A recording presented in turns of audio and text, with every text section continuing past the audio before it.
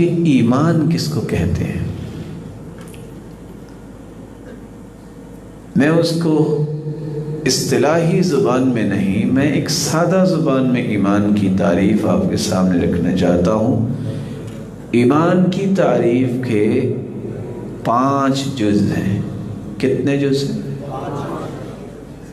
اقرار باللسان، تصدیق بالجنان، وعمل بالارکان، یزید بطاعت الرحمن، وینقص بطاعت ابی مرۃ الشیطان. ان 5 باتوں کا معنی یہ ہے، ایمان کہتے ہیں زبان سے اقرار کرنا. جو زبان سے اقرار کرنا ہے اس کا دل سے تصدیق بھی کرنا. جو دل سے میں تصدیق کر رہا ہوں اس کو اپنے عمل سے ثابت کرنا. زبان سے اقرار اور دل سے، آواز نہیں آئی، دل سے سچا ماننا اور عمل سے، اور یہ یقین رکھنا کہ اگر میں اللہ کی اطاعت کروں گا تو یہ میرا ایمان بلند ہوتا جائے گا، بڑھتا جائے گا، اور اگر مجھ سے کوئی برائی ہو گئی، میں گناہ کی طرف چلا گیا تو میرا ایمان کم ہو جائے گا. تو ایمان کی سمجھنے کے لیے کتنے اجزاء کو یاد رکھنا چاہیے؟ سب سے پہلا، لگتا ہے تھک گئے، میں دبا دوں آپ بھائیوں کو، اللہ آپ کو سلامت رکھے. تو پہلا جز کون سا ہے؟ زبان سے اقرار کرنا. اور دوسرا جز دل سے اسے سچا ماننا. اور تیسرا جز عمل سے ثابت کرنا. اور چوتھا جز یہ یقین کر لینا، اس پر بھی ایمان لانا، اگر میں نیکیاں کرتا رہوں گا تو میرا ایمان ترقی کرتا رہے گا، بڑھتا رہے گا، لیکن اگر میں گناہوں کی طرف چلا گیا تو میرے ایمان کی ترقی کی بجائے تنزل شروع ہو جائے گا، میرا ایمان کم ہوتا جائے گا.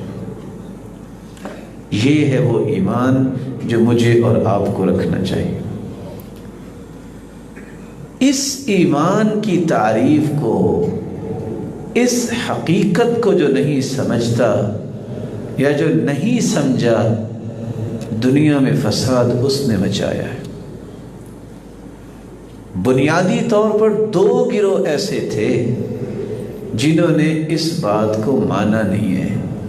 ان میں سے ایک گروہ ہے جس کو کہتے ہیں مرجیہ. کیا کہتے ہیں؟ پھر ذرا یہ لفظ بولیے گا. مرجیہ جو ہے یہ ارجاء سے ہے. اس کے 2 معنی ہیں. ایک معنی ہے امید دلانا اور دوسرا معنی ہے مؤخر کرنا.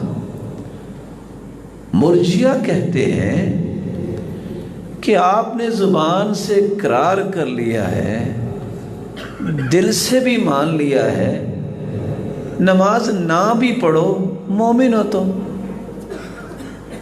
اس ایک فکر نے آدھی دنیا کو بے نماز بنا دی. تم زبان سے تو کہتے ہو مسلمان ہوں میں، تم دل سے تو مانتے ہو کہ کلمہ ہے، اللہ ہے، اس کے رسول ہے، تم نہ بھی عمل کرو، پردہ تو دل کا ہوتا ہے. اس ایک فکر نے آدھی امت کو، ان مسلمان عورتوں کو بے پرد کر دیا. یہ پہلا فتنہ دنیا کے اندر موجود ہے اور ظاہر ہوا. اور اس سے پہلے بھی ایک اور فتنہ جس کو وعیدیہ کہتے ہیں. وعیدیہ سے کیا مراد ہے؟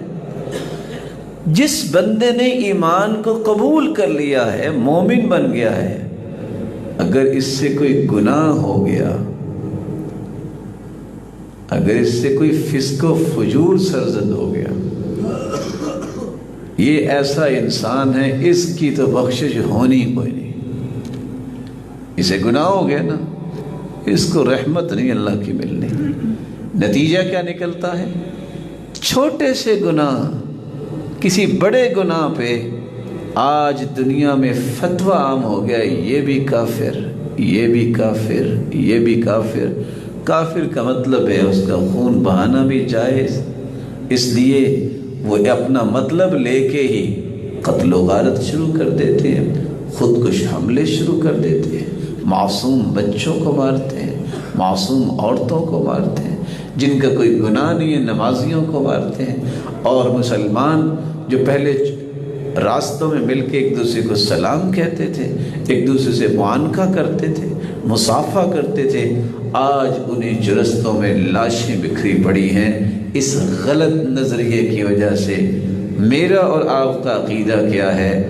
گناہ انسان سے سرزد ہو سکتا ہے، انسان ہے، لیکن رب تعالیٰ اسے معاف بھی کرتا ہے۔ غلطی اور کوتاہی کی وجہ سے وہ کافر نہیں ہوتا۔ کافر وہی ہے جس کو اللہ نے کافر کہہ دیا، کافر وہی ہے جس کو اللہ کے رسول نے کہہ دیا۔ ہم کسی شخص کو متعین نہیں کر سکتے کہ یہ کافر